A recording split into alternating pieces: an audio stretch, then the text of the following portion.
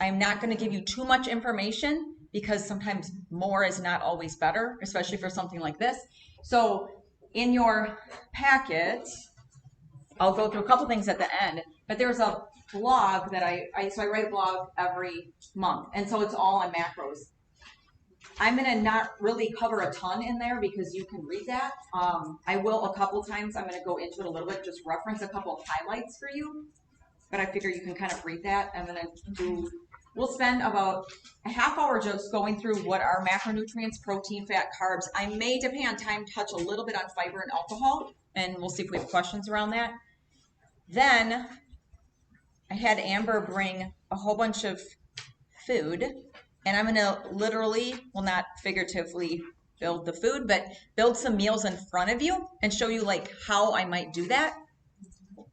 I'm going to pick just sort of a calorie range. We're going to pick a pretend person. Maybe we'll give Amber a macro split, and we'll just talk about how do I do that. When I'm doing custom meal plans for people or when I'm helping with stuff, this is how I do it behind the scenes. There's a million different ways to do it, and we talk about, you can use MyFitnessPal. I have an app I'm working on that hopefully will do it for you at some point. It's been slow as molasses. But I mostly do batch cooking with people, and so you'll see just kind of how I do it in my head.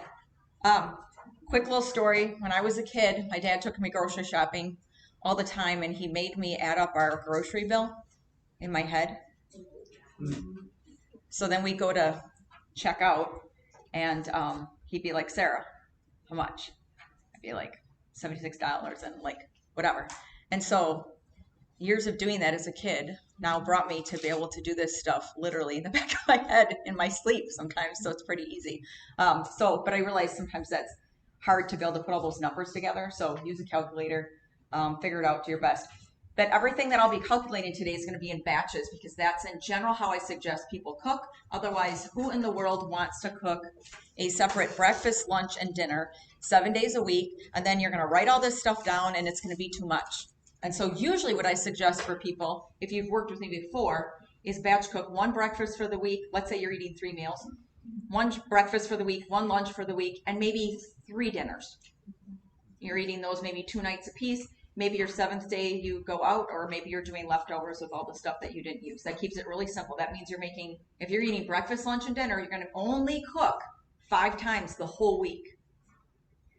What makes things not sustainable a lot of times is that we're trying to do too much, and we're trying to do, too much variety and, whatever. So for those of you I haven't met, my name is Sarah Hotchkiss from Catalyst Wellness Coaching. I have an office downtown Janesville. I also work part-time at the doctor's office on the south side doing both nutrition and mental health. My practice is pretty integrative between those two. And so if you come and work with me, I don't really just do weight loss or just do a certain thing. I specialize specifically in people with autoimmune disorders and GI disorders. Of course, I also do weight loss, but lots of people are coming to me with other things. They don't feel good. Not sleeping, tired, fatigue. I do a lot of hormone testing, cortisol testing. I specialize in reading stool tests, and I'll be covering that next month. I won't be here covering that, but I'm talking a lot about GI, like reflux and GERD next month. And then I will be teaching an online class on stool testing. Some of you are like, I don't really want to know anything about that. But if you do. So last night at dinner, I brought up my son has eczema and was like, oh, we should do a stool test on you. He goes, Mom, I'm like, I want to do a stool test on the whole family, Nobody wants to do that. So I also specialize in small intestinal bacterial overgrowth, which is a specific kind of GI condition. So I can read all those tests and stuff too. But a lot of people are coming to me because they're tired. That's the number one. I do a 15-point checklist, like symptom checklist, and people come and it's always fatigue is number 1, which of course then usually number 2 is, oh, I don't sleep so good either. So then that's why you're fatigued. But a lot of other things like my hair's falling out, my skin is dry, a lot of GI stuff, like I'm bloating, again, fatigue, joint pain, muscle pain, and specifically I think because I work with a lot of people with rheumatoid arthritis and fibromyalgia, we see that a lot, celiac, things like that. So, and if you come work with me, I will be doing something different probably than you have had with somebody before. And so your best results will come if you come with an open mind and you're ready to do something different, which is what we're going to do today. So you should all have handouts. We'll talk a little about what macronutrients are, and then I'm going to build some meals, and then we'll do questions and just kind of a couple other things. I'm going to try to stay within the frame here, Amber said, so then I don't bebop around. A lot of times Amber's got to hold her phone for like 2 hours or whatever, and then I tend to move around a lot, so I'm going to try to stay right within this boundary today. And then I have an online macro class, which I'll talk about towards the end. And that is what your little QR code is for. You can go to my website too if you want it. It's half off through March only. So there's a huge discount there if you want, because I can't possibly cover all of it in an hour, hour and a half today, hour and a half, we'll say. And so this class is it's 25 pages. And then it's a video that's about an hour. It'll take you about an hour and a half to go through, and it gives you all the calculations on how to calculate your individual macros for your needs and all the stuff kind of behind it. And so there's a lot more detail in there, and we'll talk about that a little bit too. So, okay, let's jump in. So I usually hit macros or something like that, like once a year here, like usually in spring. That seems to be when most people are kind of interested in that. Raise your hand if you know what a macronutrient is. If you've worked with me, you better raise your hand. Okay, good. So this is going to be just kind of big picture for general population. I would say 70% of the people that I work with are looking to drop some weight, but I wouldn't say all of them. I probably have another 15% where they want to stay where they're at. I probably have another 15% who are looking to gain weight, especially those with some autoimmune stuff and some GI stuff as well, because sometimes a lot of people I work with are not digesting anything very well, and it's running right through them, and they can't maintain any kind of body weight, and then they're fatigued from that too. So, so counting macronutrients. So macronutrients are protein, carbs, fat. Those are the big three. There's also fiber and alcohol, like I said, that I may or may not get to a little bit today. And so counting macros is a way to track your food intake without just counting calories. Macronutrients are calories, and I'll explain that in a second. But the advantage of using macronutrients over calories is that it tells you a little bit more about the quality of your food. And then we know that you are getting enough protein, enough carbs, enough fat, and maybe not too much of either one of those two. I spend a lot of time when I come here talking about what to eat and food quality and whole foods and all that stuff. And so now today we're going to talk a little bit about sort of how much of those things to eat. And so you can track macros using Pop-Tarts and granola bars if you want, but I will say that your results will not be as great, especially if other things going on besides maybe you want to drop some weight. If your gut stuff doesn't feel good or you have headaches, that's another one I see, pretty often too. So I'm making the assumption here that 80% of your diet is whole foods, meaning all your proteins, chicken, turkey, pork, beef, fish, seafood, eggs, maybe some nuts and seeds, but not like a jar of peanut butter a day, potatoes, plantains, sweet potatoes, all your fruits, all your vegetables, okay? So not a lot of stuff in a package, that's all I mean. That doesn't mean you never have a donut or you whatever, but like in general, most of your meals are gonna be, you probably heard me say protein and produce. So 2/3 of your plate should be, have protein and produce in it, and then the rest, your Doritos or your whatever, is hopefully like kind of minimal. So those are the largest group of macronutrients. So each food has all three of these in them, and so it's hard to say, well, when I eat brown rice, I'm eating some protein. Yeah, you are, and you're eating a little bit of fat, but you're mostly having carbohydrates. And so I try to chunk these foods into primarily what are 70%, what is 70% of that macronutrient coming from, okay? So carbohydrates are 4 calories per gram. So if you weigh something and it's a gram, it's 4 calories per gram. That's the density. Protein is 4 calories per gram. And then fat is 9 calories per gram. So fat is your most dense. That doesn't mean that you should not have any fat. We need that. But if you have people doing, like, let's say keto, for example, or you're doing like a higher fat diet, sometimes on your plate, it'll look like a lot less food because of the density difference. And so I could give you, an avocado. One avocado, if you mash it up, it's not a ton. That's like 400 calories, 30 grams of fat. That's a lot, but you're not going to eat that whole avocado necessarily and be full. It depends. There's a little bit of fiber in there, so you might be okay. But I could also, saute you a plate of chicken and vegetables or chicken and cabbage with a little bit of olive oil, let's say, over it. And that would be a little more carbohydrates and protein, and you'd probably be a little bit fuller because it'd just be more volume, like more volume of food. So I'm working with meal plans on people that want to lose weight. I'm shooting for high nutrient density, as much nutrition as possible. So the foods I choose make a difference, and balancing all those things. I'm looking at, I've looked at your labs, and we're looking at your iron and all those things. And then I'm doing low caloric density. So that means foods with not a lot of calories, but a lot of nutrition. And that is going to be the whole foods that I just said. That's going to be most of your lean proteins, your fruits, your veggies, a little bit nuts and seeds in moderation. And yes, potatoes, even potatoes. Potatoes get a bad rap, you guys. Yeah, he's like, yes. Potatoes, sweet potatoes. I'm a big fan of plantains. I'm going to talk about plantain chips literally today.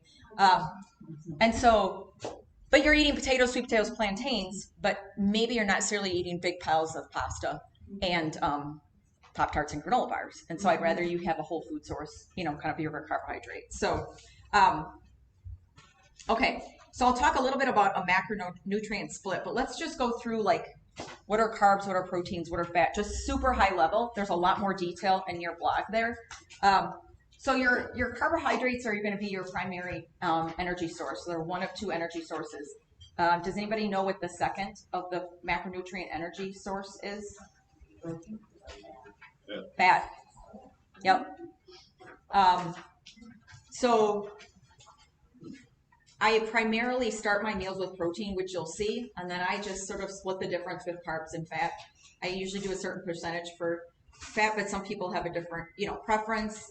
If you've had your gallbladder out, you might have a harder time digesting fat, so I might keep that around 25 to 30%. If you prefer higher fat foods, then we might go a little bit high fat, a little bit less carb, whatever. But fat and carbs are your energy sources. Most of us by nature are carbohydrate burners. If you've gone to a super low carb diet and tried to burn fat for fuel, some people do really well with that and some people don't. And so, you have to kind of mess around with that and see how that goes. What I'm going to present today is a very just balanced sort of 30-some% of sort of each of these macronutrients today, because that's what I see as the most sustainable for most people. Carbohydrates generally are your best source of fiber. So when people go super low carb, sometimes then they have GI issues, constipation, whatever, because that's where most of their fiber was coming from.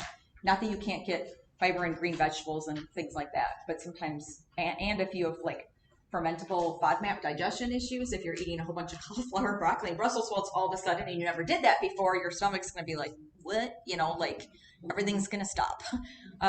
And so anytime you make a diet change, to do something sort of overnight is very difficult, and sometimes your body will have a hard time with that. Protein, in my opinion, is the most important macronutrient, and that is the one that I see almost no one eating enough of. When I do numbers for people, I try to shoot for numbers that are pretty sustainable, though. So yes, you could eat more than that. For most women coming to me, I'm doing about 150 grams of protein, especially if you're trying to drop weight. It sounds like a lot. Most women that I see coming in are eating around 50 or 60. So that's literally 3 times as much. So we'll talk about how to do that today. Men, it's sort of all over the place, but then that's maybe more like 200, but some not as much. It depends. You say 150 a day, I'm sorry. Most. So again, if you walk through the class and figure out what yours is, I get 140 or 150, and it's not necessarily if you're a small person, big person, my goal isn't to lose weight, but my goal is to maintain muscle mass. And so that's why I want to keep my protein up. If you're trying to lose weight, you're going to want to have the protein up too. Not a lot of downsides to getting a lot of protein. potential renal failure, kidney disease. There's a couple little things in there. And so that's where if I'm working with you one-on-one, we'd work at that. But there's not really a lot of downsides to getting more protein. Do you want to eat, most people don't feel like eating a whole rotisserie chicken every day. So I'm going to work with you on kind of the variety of that piece. That's the hardest part, I think. That's the hardest part for me too, is how I'm going to get 140, 150 grams of protein and still sort of, want to make my foods have a decent variety and things like that. So that's what I'm going to show you kind of today around the batch cooking piece. And when I create meals for people, that's what I try to do for you. You'll see I even have some, muffins and like some other things in there and fruit and shakes and things like that, because I want you to get enough variety. Otherwise, you're never going to do it. If I give you a diet of steamed chicken and carrots, be like, bye, good luck. You're never going to do it. Like, you'll do it like 2 or 3 days and be like, this sucks. I'm bored. I want something else, especially if you were used to eating a completely different diet before. So protein, in my opinion, is the most important macronutrient. So it's protein first. So when I start building a meal for myself or for anyone, I start with protein first. And then you have your fat piece. And so let's talk about like high protein foods, good fat foods, and good carbohydrate foods. And then there's some combinations of things, because a lot of these are a lot of times sort of a misnomer. So if you need more protein in your diet, what might you eat more of? Tuna, good. Pork. Meat in general, sure. Yeah. What'd you say, Jane? Seafood? Yes. Yogurt. What? Yogurt. Uh-huh. Eggs. Mm-hmm. Quinoa.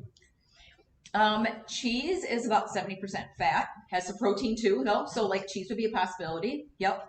Yogurt, yes. My favorite yogurt we have here at Basics, because some yogurt is like 5 grams of protein and some's like 20. And so it's a little bit all over the place. Greek's a little bit more. Siggy's is my favorite, hands down. If you're going to do dairy, which that's a whole nother presentation. But if you're doing dairy, Siggy's is my favorite. There's a non-fat plain here, and then you guys have a vanilla here too. Also, the Siggy's coconut yogurt is the highest protein yogurt we have that's plant-based. If you're going to do plant-based. Okay, good. Another brand that I like that's non-dairy that I don't think you guys have here is the Silk Greek Coconut. I literally just had that this morning. That has 10 grams in a cup.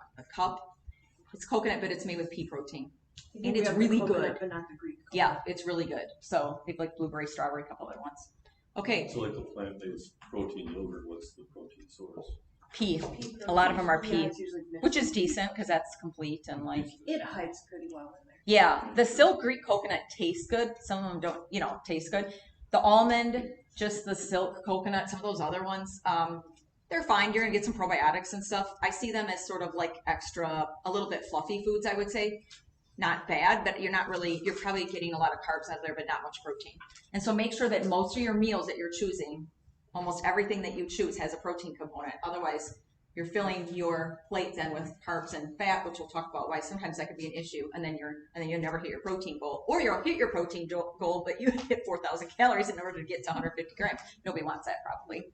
Most people. I would like to say collagen powder mixes into yogurt really well. Yep. So I do plant-based yogurt because the dairy doesn't Yep. make me happy, but then it's still lower than Right. cow Greek. So then I'm throwing a scoop of collagen Yep. and it mixes in really easily.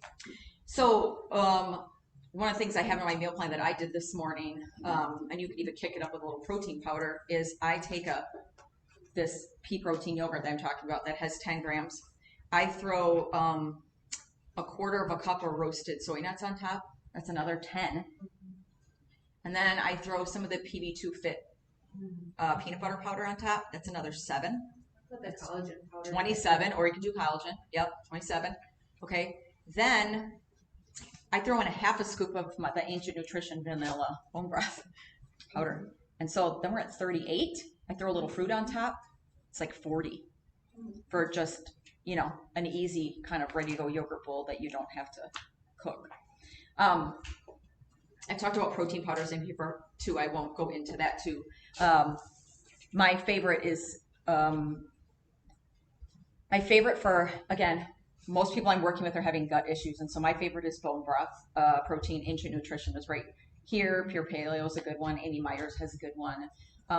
whey's pretty popular and it's pretty bioavailable, but for most of the people I'm working with, it bothers their stomach, and if you have autoimmune, I'm cutting out dairy right away anyways, and so that's a good one.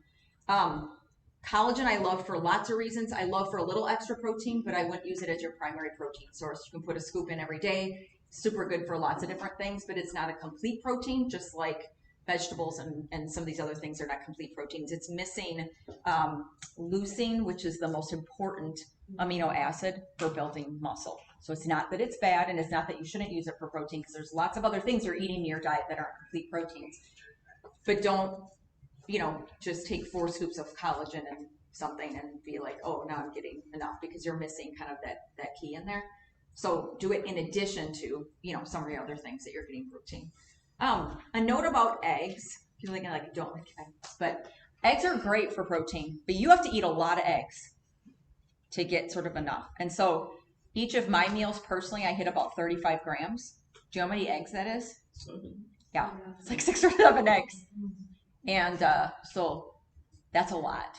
Now, maybe some of you could, but like that is a lot of eggs. I also don't digest egg whites, so I'd have to like take out all the individual yolks. I'd have to eat like 12 egg yolks to do that. So like I just don't do that. And so eggs are fine, but just remember you might need a little something like with that. Then maybe you're doing your collagen yogurt or a little, or something like that. Or Amber, you said sometimes if you make a meal and you don't have enough, you sip on a little bone broth, or you Just a side of like a coffee mug of bone broth. yeah, because that'll give you like 10 or 12 right there, so that's easy. So eggs are great, and there's mixed reviews with how eggs digest for a lot of people that I work with, so just be wary of that. But they're great, bioavailable, and good, but just know that you have to have a lot of them. And so for 35 grams, yeah, you're going to have 6 or 7 eggs as opposed to 6 ounces of chicken, 5 or 6 ounces of chicken, which is, not that much, whereas like 6, 7 eggs might just seem like a lot. So just kind of keep that in mind too. All right, eggs, turkey, pork, turkey, shrimp, we covered most of them. Bone broth, beef jerky, or those like turkey chopsticks, or there's a whole bunch here at Basics too, like the jerky or the sticks. Sometimes I'm taking those for a snack, and I might have 1 big one or 2 little ones. Those are like 5 or 10 grams, a little something, 40 calories, not much, really efficient for protein.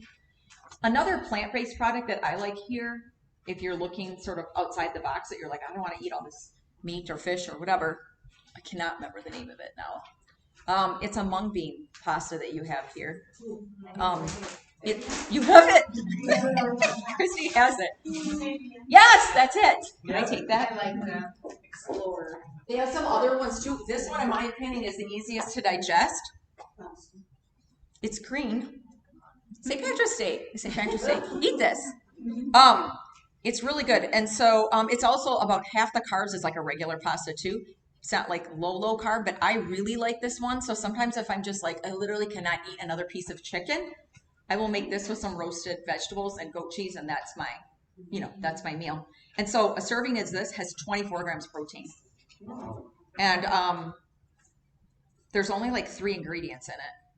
Yeah, 3 ingredients in it. So it's very clean, easy. I like it, and it's fairly digestible. I don't do a ton of soy in my diets. Again, I try to do mostly like whole foods, but I really like this product, and it's simple, and it's not full of a whole bunch of fillers and stuff. They have a lentil one, a chickpea one too.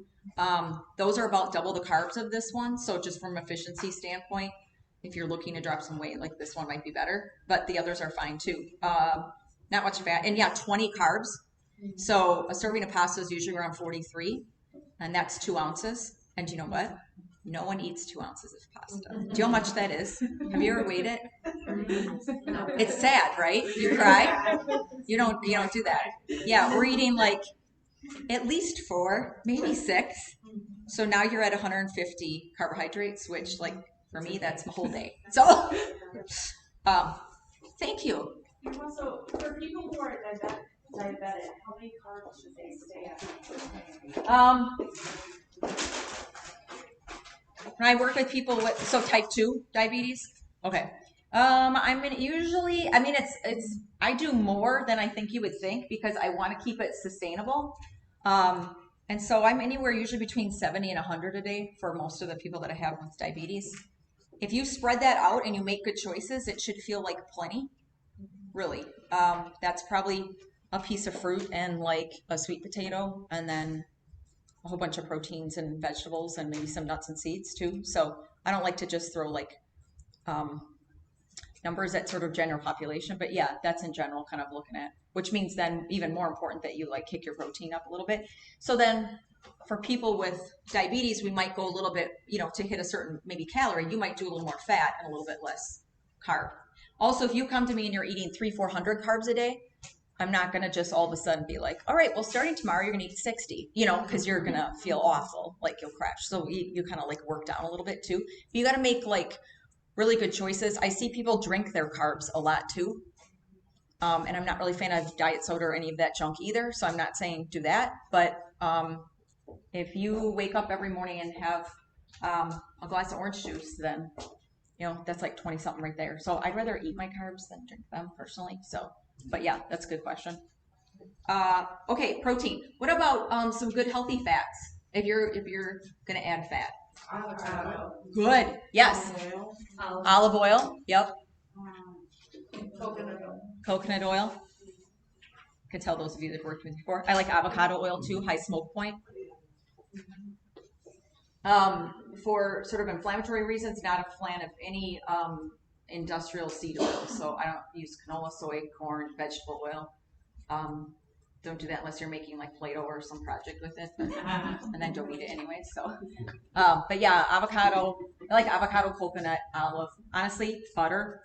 Just plain. We have the Kerrygold, like the Irish butter here too. So just real butter, not the spreads or the whatever. Real butter. Don't need a lot of it, but just real butter. Fine. Also, honestly, a little bit of bacon grease. I know that sounds like what?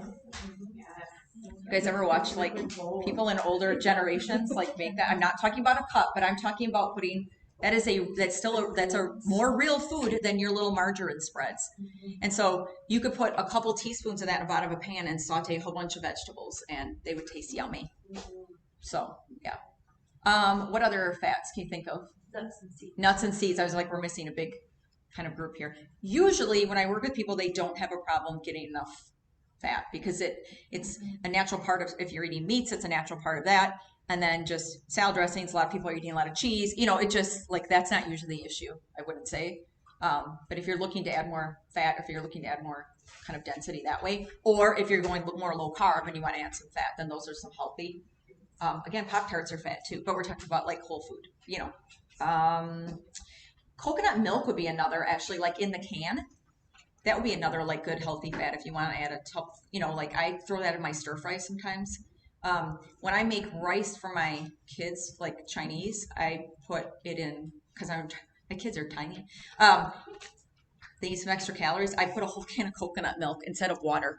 Like I make the rice in coconut milk and then a little bit of sea salt. And then that gives them some really good like healthy fat. My son has eczema, and so like that's a really good fat for him.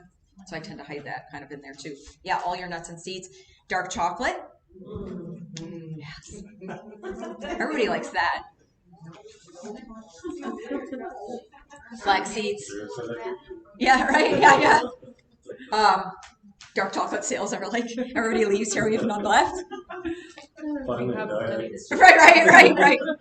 Not like, if anybody of you ever done like a sugar detox diet, I did it for a month where you eat no sugar-free stuff. And I think I talked about sugar in November when I was here, but nothing sweet essentially for a month. It's kind of awful. But if you're looking for like a reset, so I did it. And I was like, I was just really like craving some chocolate, especially in the beginning. After a while, you work through it.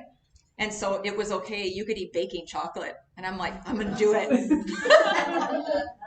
And I dipped it in natural peanut butter, no sugar, But I was like, I'm going to make this like a, and at first I was like, ooh, wow, that is, it's bitter. And I got used to it. And after a while, when you don't really have a lot of options, you're like, that's what you're eating every night, baking chocolate. But then when I finished that after 30 days and I went to 90% chocolate, which is usually what I have, then it tasted sweet. So you reset your palate. I've had people I have done sugar detox with a few people. I generally don't do that. We just try to cut it way back and again, make it just real. But I've had people who've done that. And then on day one, like after day 30, we like just start to bring in some real whole foods. And a lot of people, do you know what people say is the sweetest food that they have after? That surprises them. Yeah, chocolate. It's not that. Yogurt? No, it's celery. Oh, celery. You don't notice that celery is actually sweet I actually taste it. until you don't really have any sweet foods. And then you go to bite into a celery and you're like, wow, this is so sweet. I know, it sounds pretty wild. One that would surprise you anyways. Like obviously you know fruit will be sweet or Go home and eat some. whatever. You go to eat some and see if it tastes sweet. But after a month, if you haven't had anything sweet, because there's no fruit in it either for a month, I mean, that is really, you're only doing savory stuff. Okay, carbs, you guys know, mostly kind of where to get those, but what if you need some carbs and fat? That's like almost nobody, but that's usually what I don't see as an issue. How about apple and peanut butter? Carbs, fat. Peanut butter and banana, yeah, that'd be good. Peanut butter banana toast. Avocado toast. I'm trying to give you some like healthier options. Plantains in coconut oil. Oatmeal with coconut milk? Edamame is pretty low fat, actually. Yeah, high protein. That was mostly protein. That's why I like it actually on top of the yogurt thing. But What about quinoa is really low fat and higher protein. That one's mostly carb, but I'm going to talk about that one today. Actually, that's my favorite. I call it like a pseudo grain. It's actually a seed, but that's probably one of my favorites.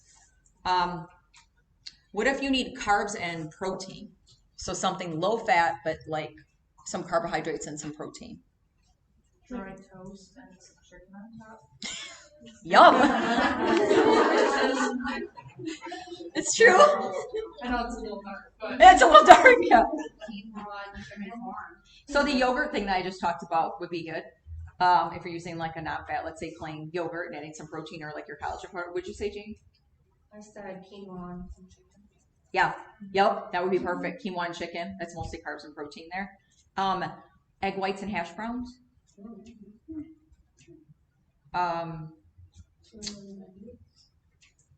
Tuna and veggies, but not a lot of carbs. So you'd want to do a little more carbs with that. And fruit. A jasmine rice and some kind of a protein. Yeah. Yeah. So think of that kind of, and I'm going to build these meals for you, and we're going to kind of take things out and put them back and like see how that goes. So, okay, let me highlight a couple things in the blog, and then I'm going to come back to build this and just talk about like the split a little bit. So in the blog, it just goes through in a lot more detail. Protein, building blocks of muscle. What happens if you don't eat enough protein? It's not good. Talks about amino acids, digestive enzymes, breaking down kind of the proteins. And then proteins get scored on two pieces. One is bioavailability and one is digestibility. And so bioavailability is a measurement of how efficiently the body uses that protein. So animal sources are king as far as that goes for bioavailability. I'm not telling you not to eat plant-based proteins or eat vegetables or whatever, but that they're going to be the most bioavailable. And then you have your protein digestible. How well does that digest in the body? And so like eggs are generally good for that too, unless you have a sensitivity. Okay, and then it goes through carbs a little bit too. Again, one of the two primary fuel sources. If you're eating a ton of carbs, don't just go from that to like 40 carbs a day. You might have a real hard time. Well, you could, but just know that you'll have an adjustment period for probably a few weeks. Goes through types of carbs in there. True or false, carbs are needed in order for the body to properly function. False. Do I suggest you eat no carbs? No, but like you actually don't need them. And so if you were to go like pretty low carb, your body would then start using fat for energy, the fat that you eat or the fat on your body. But if you are not eating enough protein and you go low carb, your body will start essentially eating away at your own muscle, and you don't want that. So that's why, again, back to the protein, it's really important. So non-essential doesn't make them not important.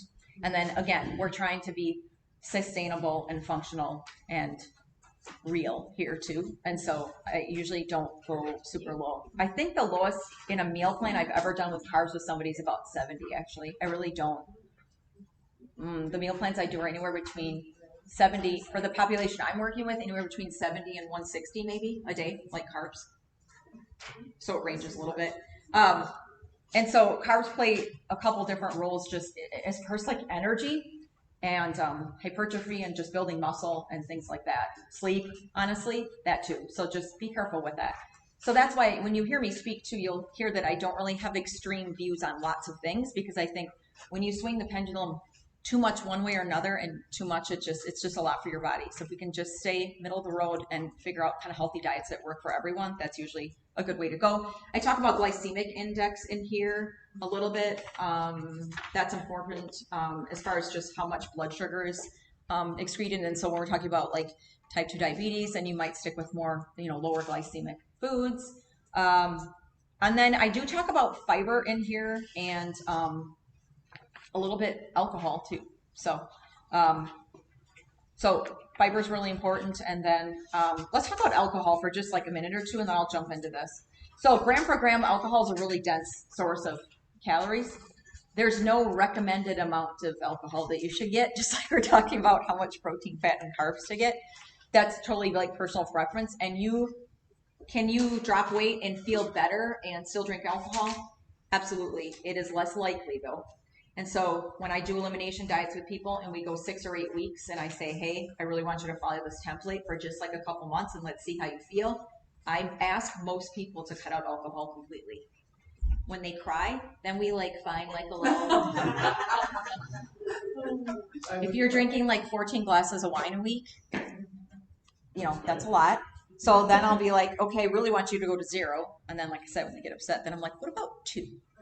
What about 2 glasses like on Friday or whatever? Because I just want you to see and feel the difference. Your body will burn alcohol before anything else. And so if you are drinking alcohol, it's extra. And it doesn't mean you can't, but it's going to burn that first before it hits the French fries you had or all the healthy food that you had. And so, yeah, right. And it just, in general, I just don't suggest it, but I know people do, and that's fine. But in general, I just don't suggest a lot. I think a couple drinks a week is probably not, a big deal for most people. But when I work with, I'm going to say women in particular, honestly, I'll say like, and I screen for this when people come in, I'll say, well, how many standard alcoholic drinks are you having in a week? So then I have to define it. You guys, we've done an alcohol presentation before where I came in with a 5-ounce wine glass and then a 12-ounce wine glass. No one's drinking 5. They're like, oh yeah, I drink 1 glass of wine, and that's 3 servings. It's like 15-ounce glass. And then I fill it up a couple times, and well, maybe I just have a bottle. Let's be real. But if you say I'm having a glass of wine every night, which sounds very normal and no big deal-ish, right? But if they're having a large glass and it's 15 ounces, that's actually 3 drinks. I'm like, okay, you're doing that on Fridays or Saturdays, and they'll be like, well, I do that every night. Oh, okay, that's actually 21 drinks a week. That's a lot. That 1 glass of wine is actually 21 in a week. That's a lot of alcohol. Feel fine, sleep great, that's fine, I don't care. But if you want to lose 40 pounds and you want to feel better, probably not 21 glasses of wine. Plus, we're going to save you some money then. So, good. Take that wine, spend on chicken. But the body has no ability to store alcohol at all. And so it's going to burn it off first. And so that's the first thing that you're going to metabolize. It's interesting when I work with women, I would say over the age of 45, I consistently notice that people have an issue digesting alcohol. And I would say that happened with me about that age. So I really have never drank much. I really can't drink at all anymore, even if I wanted to.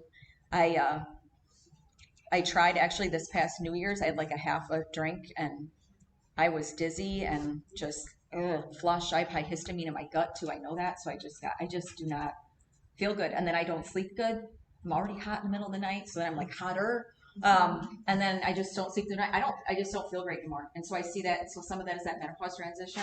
I see it less with men, but I definitely see it with women for sure. It's just all of a sudden you're like, I just can't, just not really interested. So I've been good at creating mocktails over the last few years. All right, let's build some food. Okay, so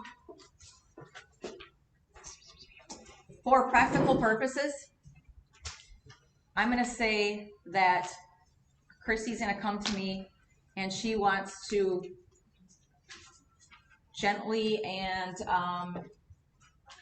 in a healthy way lose 20 pounds, let's say, over the next 4 months, 4 months or whatever. I need to. And so I'm gonna put some stuff together for her, and we're gonna say about 1,500 calories a day. I'm gonna look at her activity level and all these other things. I'm just gonna throw these numbers out. Let's say she's currently 170 pounds. You're not. Let's just say that you are. We're gonna do 150 grams of protein. We're gonna do about 110 to 115 carbs a day, and we're gonna do 55 grams of fat. So that's where I'm kind of shooting for.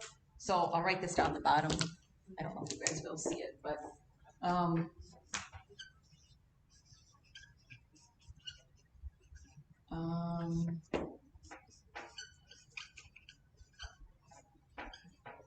don't know if the video will pick this up when we stream this, but it won't. So we're just going to use that as an example. And these are grams? Grams. Yep. Best way to measure your protein is a scale, by the way.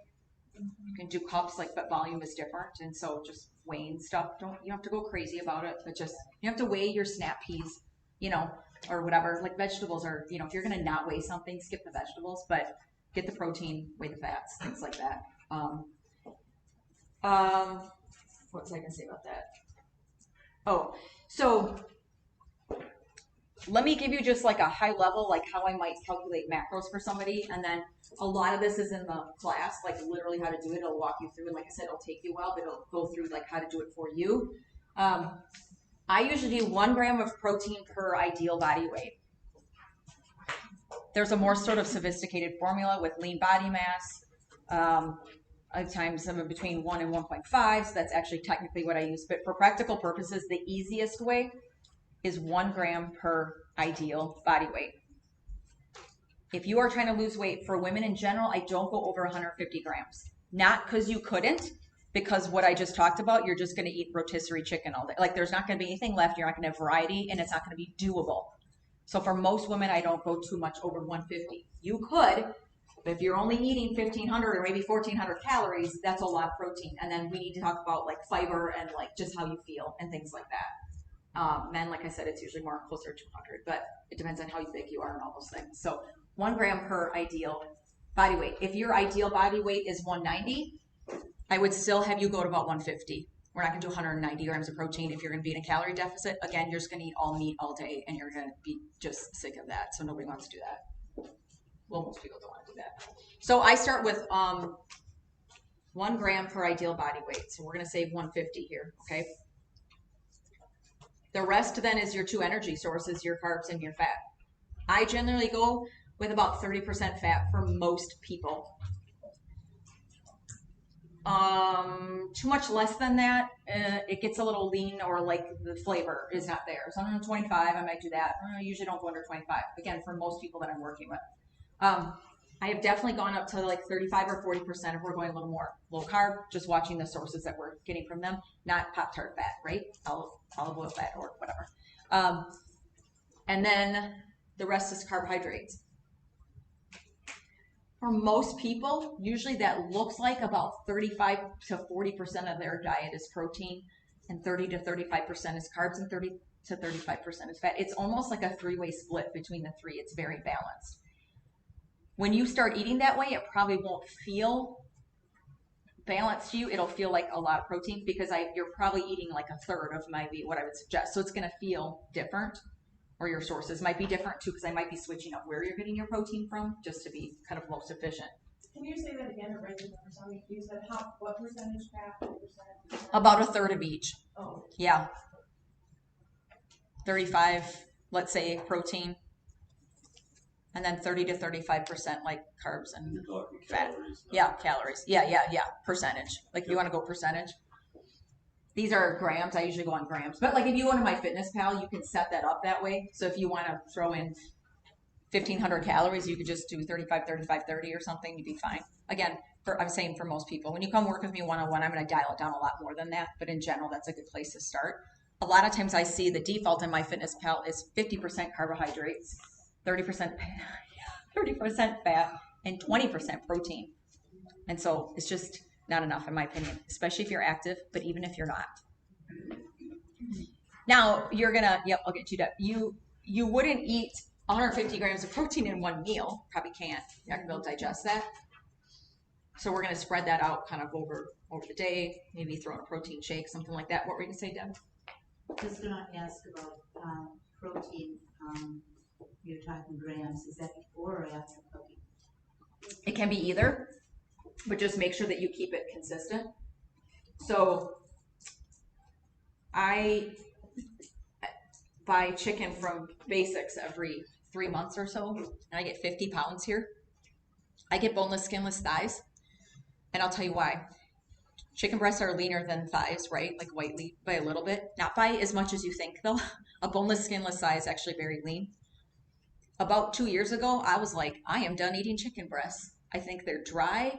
I like them initially as I cook them, but for batch cooking stuff, I just do not enjoy them anymore. I literally cannot eat another chicken breast. And so I switched to chicken thighs. Here's the other thing with boneless, skinless chicken thighs. I'm not talking the ones with the fat on it. They're like half the price of chicken breasts. And so for me, that was great. So I get 50 pounds of boneless, skinless chicken thighs at Basics here. And then I take them home and put them in 2-pound freezer bags in my freezer. And so we have 25 bags like lined up. And then I just pull them out and defrost or whatever. But when I'm putting a meal together, like this chicken soup, yeah, I will calculate it raw. 2 pounds raw. When I cook that 2 pounds of chicken raw, it ends up to be about 1.3 pounds cooked. So a big difference with meats, especially. Ground beef is like that too. Vegetables are totally like that. You know, so just make sure if you're looking something up, like on MyFitnessPal, raw, cooked, like decide. And then just keep it consistent. So that's a good question. Okay, does that generally make sense? So 1 gram of protein per ideal body weight. You'll start with a certain number of calories. I'm just going to use 1,500 as an example. And then 30% of those would be fat, let's say, and then the rest is carbs. You won't be able to see this. But if you take like 1,500 times 0.3, that's 450 calories. If you take 450 divided by 9 calories per gram, you get 50 grams of fat. So that's how I come up with the grams piece.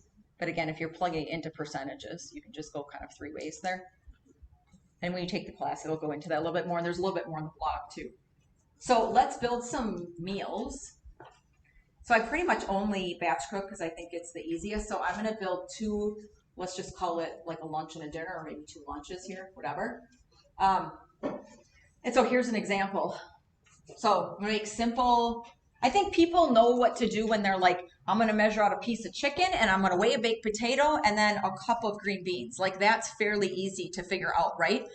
People are like, but what about beef stew and chili and like all these things? You're just like dumping a whole bunch of stuff together. Stir fry is a big one in our house. And so I wanted to give you 2 examples of things where you're like throwing a whole bunch of stuff together in a pot or whatever. Okay. So I'm going to give you ones that I feel like are successful and have good ranges, and then we'll talk about what to add and subtract, maybe if that's too high or low for you. Okay, so chicken soup, I'm going to start with, instead of just stock, I'm going to start with bone broth because that has 9 grams of protein in a cup as opposed to 1 or 2. And so, holy crap, I'm already getting a lot of protein and I didn't have to add more chicken or whatever. So I love bone broth. If you have high histamine in your gut, if you have histamine issues, you may have a hard time digesting bone broth products. Just an FYI. It's only about 10 to 15% of the population though. I'm one of them actually, just in excess. So I have to watch how much I use here. But like, so I'm going to start with the bone broth because that gives me, I'm making 4 servings of everything, by the way. So 9 grams times 4, 36 grams of protein already in this soup, and I haven't even added the chicken, okay? I'm sorry, you said bone broth instead of what? Like, just like chicken stock or chicken broth. It's bone broth. And you can just look on the, I mean, you'll look on the carton, but you could just look on the back and see.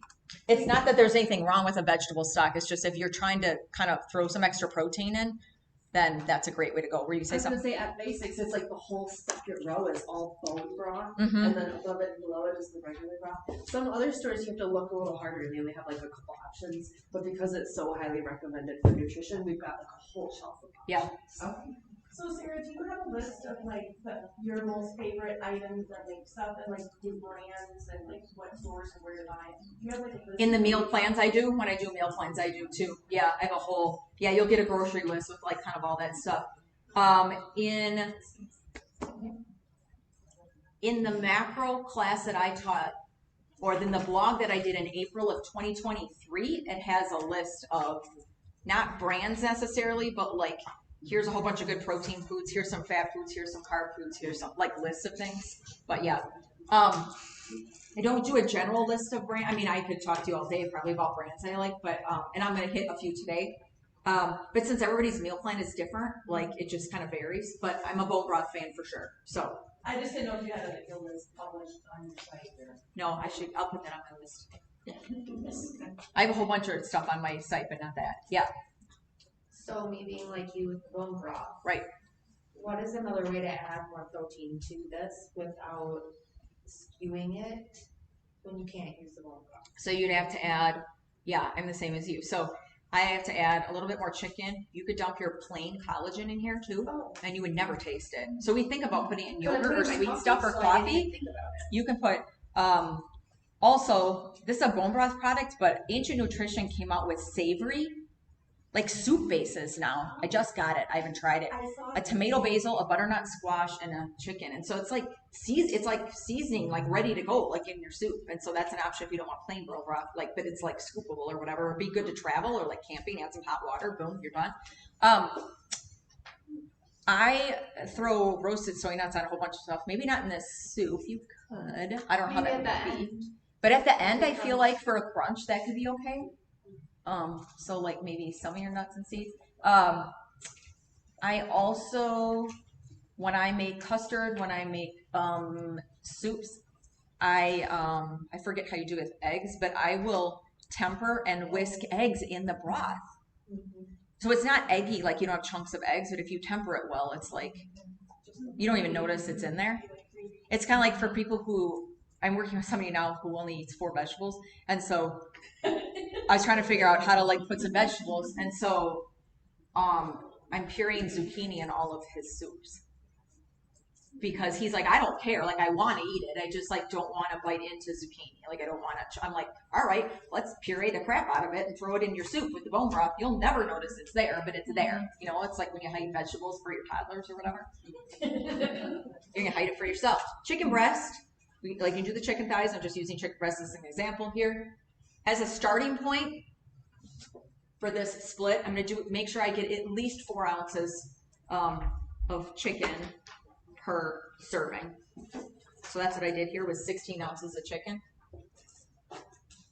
0 carbs, 6 fat, and 96 protein. So you can see I'm throwing the numbers in here for 4 servings. I'm just quick adding it up, and then I'm going to divide it by 4 at the end, and you'll have your boom, there's your macros right there. But I like to calculate macros for a large. I'm showing you how to calculate macros, not for an individual meal, a piece of chicken, a potato, and green beans, but making a big pot of something, and then how the heck do you know what you're eating then for a week or 4 days or whatever it is. This is 4 servings of chicken soup. This is that whole container. It's like 32 ounces of bone broth, 4 carbs, 4 fat, 36 protein. Each brand might be a little bit different, but this is ballpark. Chicken breast, 0, 6, 96. So I'm building my meal here. I'm gonna throw, for ease, you can do whatever you want, an entire bag of frozen vegetables in there. Ready to go. Do whatever you want. And so I entered those 2. There's 20 carbs in that whole bag. So I'm calculating for the entire portion here. 0 fat, there's 8 protein. Then I'm gonna chop up and throw in 2 potatoes. It doesn't seem like a lot, but that's like a half potato mixed in with your soup and chopped up. And I'm gonna keep the peels on, by the way. So that versus yolk, don't do that. But why? Why would I keep the peels on? Fiber, yeah.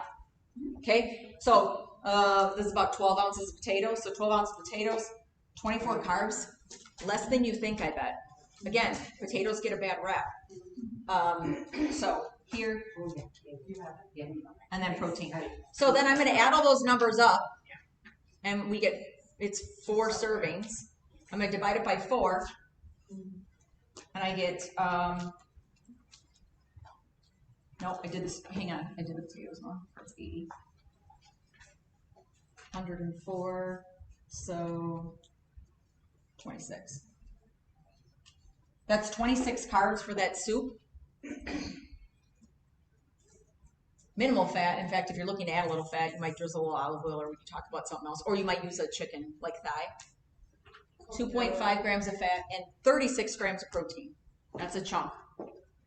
But like I said, the bone broth helps a lot there. So all I did was add up the carbs, fat, and protein in the entirety of these things, dump them in a pot, figuratively, and then I'm going to split it between 4 portions. And then there's your Monday, Tuesday, Wednesday, Thursday lunch. Does that make sense? Okay, so that one's simpler. Now let's build a salad. Because this you could add a whole bunch of things and subtract. I'm going to have Amber give some feedback on how she does her salads too. Because when you were talking about it, I was like, that's exactly what I do with mine too. You go, ooh, got too much fat, gonna pull this. So we're gonna play around with that a little bit today. And I'll give you a couple products that I like since you asked. Okay, so we're gonna go with I wouldn't say high fat, but higher fat protein here. So again, 4 servings. I'm gonna start with at least 4 ounces of protein per serving. 4 times 4 is 16. So we got 16 ounces of flank steak. Flank steak's my favorite. If you get a meal plan from me, there will be flank steak all over it. You can use a top sirloin, you can use a sirloin, you could use beef tenderloin, anything like that, kind of middle of the road.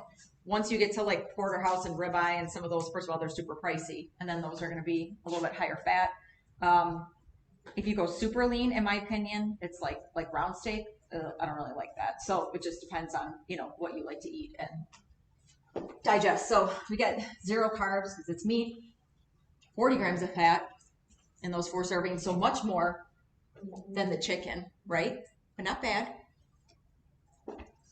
96 grams of protein then in those 16 ounces. Most meat, seafood, chicken in general has about 6 grams of protein per ounce. Ballpark, if you want to kind of quick figure something out, it's about 6. And so 4 ounces times 6 grams per ounce is 24 grams. So that's a good starting point. But then you're probably, if you're getting 35 grams, let's say, of protein per meal, if that's your goal, and you get 24 from your meat source, then your other 12 maybe comes from something else. So it doesn't all have to come from your meat or your protein source. Vegetables, whatever you want on your salads. I've got the greens here. I figured these out ahead of time. Carrots, cucumber, peppers. Vegetables are not much and sort of calories. They have a little bit of protein, some carbs, not much, pretty much 0 fat. So if you're going to ballpark or guess on something, do it with your vegetables because there's just the caloric density is super low. So there's going to be 40 carbs in here, which maybe sounds like a lot to you, but it's not because that's 4 servings. So it's 10 grams, 0 fat and about 12 grams of protein because vegetables have some protein too. So it's about 3 grams in, a serving. You could pick and choose different vegetables if you want, but that gives you a sense. Quinoa, we've talked about that a couple times. So quinoa is a seed. Sometimes we call it a pseudo grain. I use it in my gluten-free meal plans a lot. Why? Because it has really good fiber. The texture is kind of fun, in my opinion, and it has quite a bit of protein. So I use that instead of rice in a lot of things. Not exclusively, but again, to mix and match kind of where your meals are coming from. So you're throwing in quite a bit of carbs here. 140 grams of carbs, 4 grams of fat, but 32 grams of protein for your quinoa. Quinoa is one of the highest sort of pseudo grains, I'm going to say, as opposed to rice, potatoes, pasta, something like that.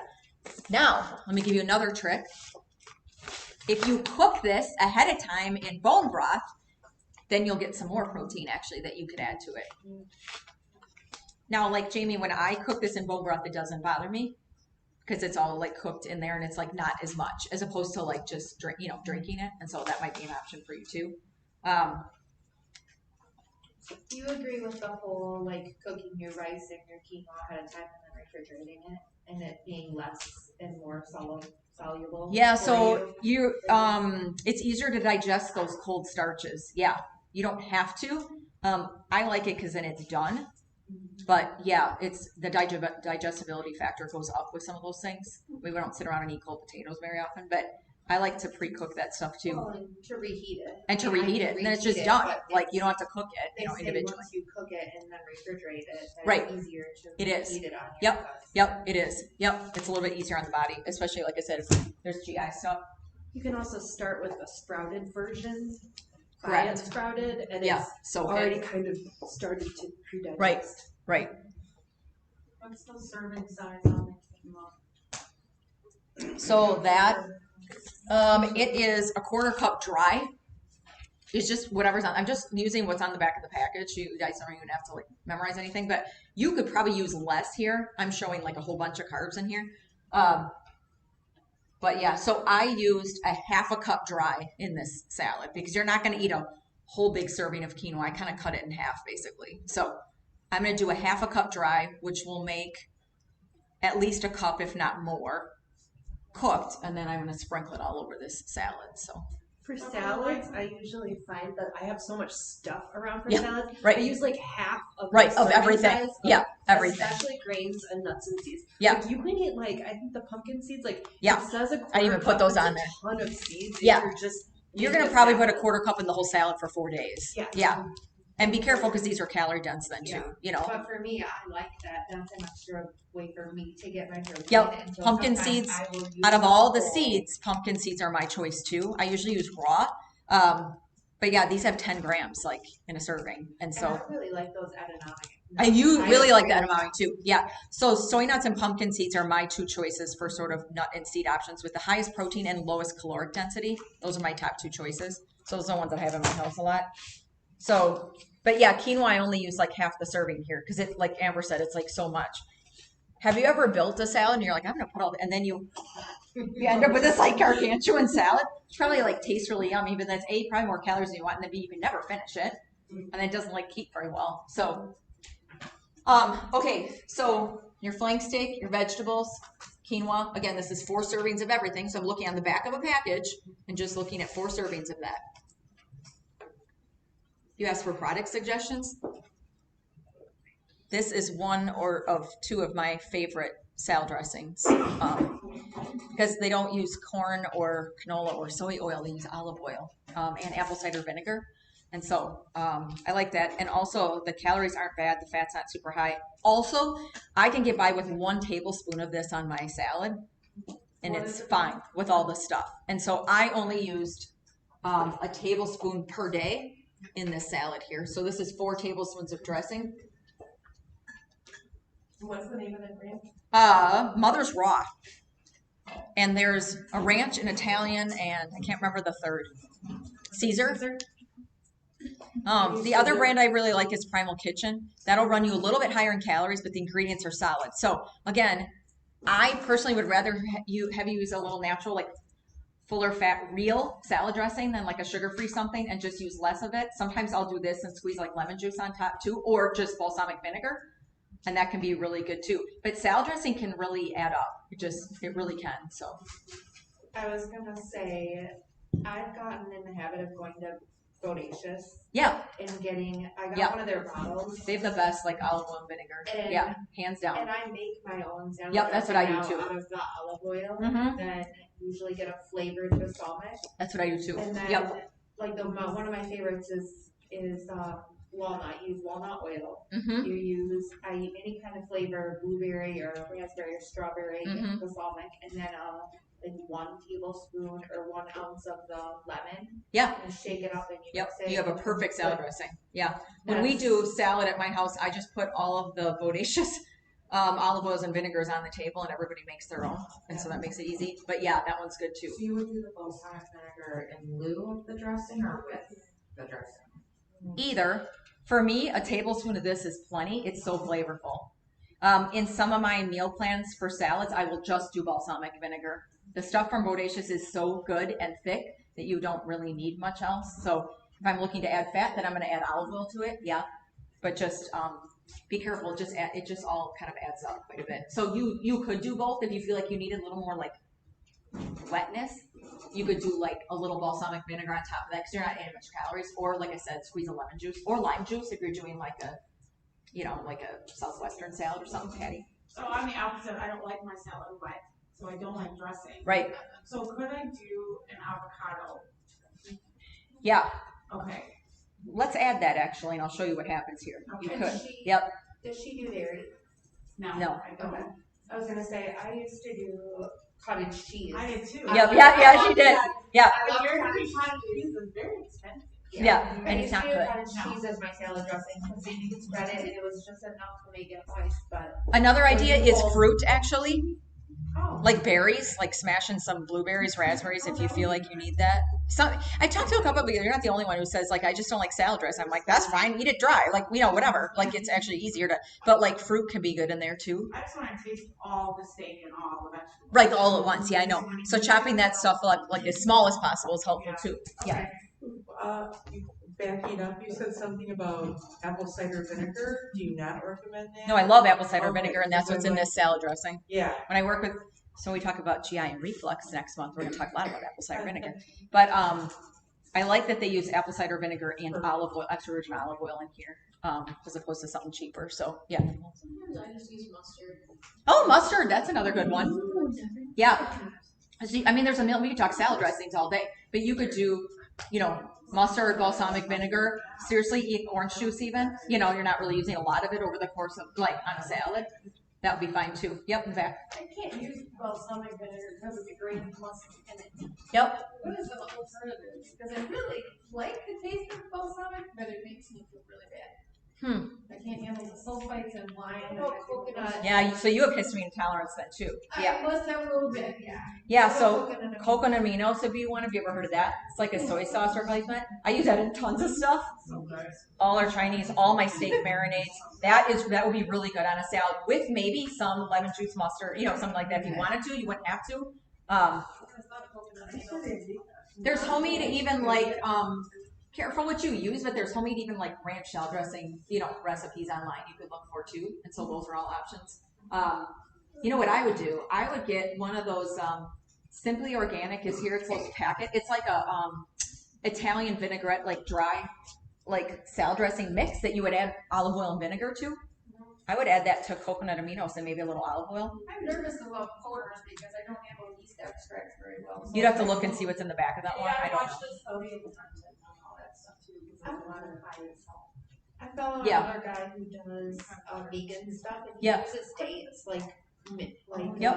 cracked up dates. Yep, so and you could do mixes that it sweetness. with Some people oil. put raisins on there. You know, so I mean salad, the possibilities are endless. But you can see how this would get like you know, complicated. All right, so with the flank, the veggies, the quinoa, and the dressing, nothing else. We have 51 carbs. Let's look back at our person who's doing 110 carbs a day. So that may or may not be okay. It depends on what you eat the rest of the day, right? So that's a higher carb meal, but it could be fine. Yeah, but that's for 4, right? That's No, for sure. it's one. Oh, that's for me. So I took all these numbers and divided it by 4, and I got 51 carbs in a serving. Then I'm like, ooh, shoot, that's a little high for me. Where are my carbs coming from? Quinoa. Okay, maybe I'll just cut the quinoa out, or I'll cut it in half. Or maybe I'll take the quinoa out and I'll put something else in. Like, you can see how you could kind of play with this. Here's my other suggestion. If you like this and you ate it and it tastes good and the numbers are good, write it down somewhere so you can make it again. So you don't have to do this again. It's stored in MyFitnessPal. You can write it down. Same thing. Once you come up with, and that's why when I give people these recipes, like you have those the rest of your life. That's 75-page cookbook. It's yours, and it's all put together. You can mix and match some stuff, but all the macros are on each individual recipe. And if you like it, roll with that. And not that you have to eat just those, but you know, If you make something like this on your own and you use MyFitnessPal, you can save all of these in there Right. and divide it out, and Right. then it automatically can click on it and it just puts the whole recipe in your meal. Yep. So I'm showing you protein-centric meals, though, sort of on purpose of what this might look like. Okay, then we have 16 grams of fat. They have 15 a day. That's decent. That's probably okay. Another 36 grams of protein. Pretty good. Now, Patty doesn't like dressing. So if we, I also don't like quinoa though. let's build a salad for Patty. Have you tried the quinoa and sweet potatoes for her yet? No, I don't know if we did that because the carbs were kind of high, but I love that. Yeah, did we? Okay. Okay. Quinoa is one meal. It's a. Oh, no, I don't have that, no. You can add her avocado. It might taste Okay, like let's take out the dressing. You can leave the quinoa if you want to. Okay, well, yeah, we'll mix them in. Let's take out the dressing and add Avocado. avocado. How much avocado would you put in here? A half. For 4 servings. For 4 servings? Mhm.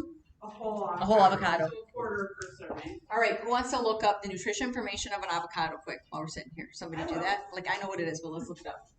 Okay, so we're gonna, you won't be able to read this, but.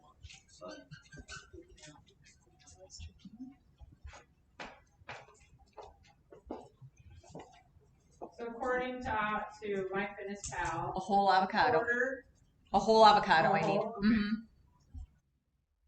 is 300 calories. Yep, It is 12.8 grams of carbs. Yep. 22 fat. Oh, and only 3 protein. Whatever. the fat on that doesn't seem right to me. According to MyFitnessPal, That's not right. Hang on. That's a small one. Are you it looking says at a, 1 medium. yeah, so, That's not 300 calories. yeah, that's not right. I was gonna say, mine says one medium is a half a serving, 1 medium avocado. is half a serving. Yeah, Oh, for the so I servings. gotta put 4 in there. Yeah. Sorry. My bad. That makes more I see what sense. you're saying. That's what I was gonna say, I'm like, it's a half, you're only considering half a serving. Yeah. So 960 Right. calories, 51 grams of carbs, 88 fat, Let's just and use it for 12 numbers. protein. Yeah, 88, and then what protein? 88 fat and 12 protein. Okay. Okay, so that's fine. So now I'm gonna recalculate this. 40 plus 140 plus 51. That's too high. Like, I don't think that's too not Way, right. way too I'm gonna look it up and just see. I don't know what you guys are looking at, but It just something's says, not right. What are you looking at? In MyFitnessPal? Do you have a green check mark by it? Because if you don't have a green check mark, that's I okay. picked the one with the green check mark. It says one medium avocado with a half a serving, so I changed it to 4 servings. It's saying 960 calories. Yeah, that's, Oh, wait a second. It would be 2 servings. yeah, that's what it is. I can't get a connection, so I can't look at it Okay. now. So that's half of what we said. But okay. 25.6 Right. So that's, Yeah. carbs. that sounds better. 44 Yep. and 6. These two both have been Okay. wrong. So now, just so we can move on, I'm going to add this up. So we have 40 plus 140 plus 25 divided by 4. Same carbs as when we had the dressing. Okay? 51. Now I'm going to do the fat, 40 plus. So usually an avocado, when I look it up, is like 50 grams fat, so 44 sounds a little bit better.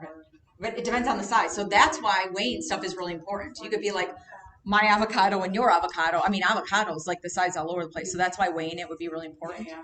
Okay, so 40 plus 48, essentially. So you have 88 divided by 4. Now you have 22 grams of fat. So then you decide what you want to do. Like, you can do whatever you want. If you're hitting 50 for the day, that's a lot, Yeah. you know? Okay. So that's 22. This won't, Yeah. that'll be probably about the same. So that'll be about 37.